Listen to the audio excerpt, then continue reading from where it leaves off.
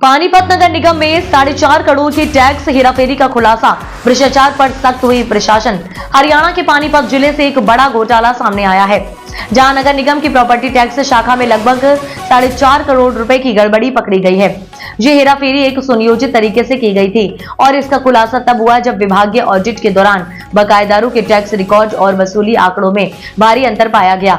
जांच में बात सामने आई कि ये सारा घपला नगर निगम के संयुक्त आयुक्त के निजी सहायक पीए द्वारा किया गया था। इस गड़बड़ी से न केवल राजस्व का नुकसान हुआ बल्कि नगर निगम की छवि पर भी दाग लगा है।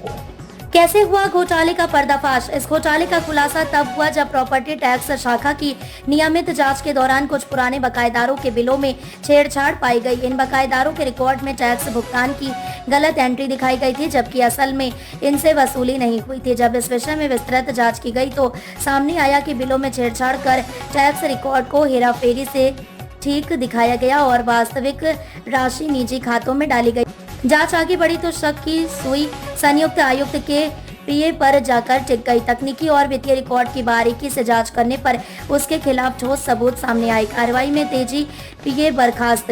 नगर निगम के आयुक्त पंकज यादव ने तुरंत एक्शन लेते हुए संयुक्त आयुक्त के पीए को तत्काल प्रभाव से बर्खास्त कर दिया। उन्होंने साफ कहा कि निगम प्रशासन भ्रष्टाचार के खिलाफ जीरो टॉलरेंस नीति पर काम कर रहा है और किसी भी दोषी को बख्शा नहीं जाएगा।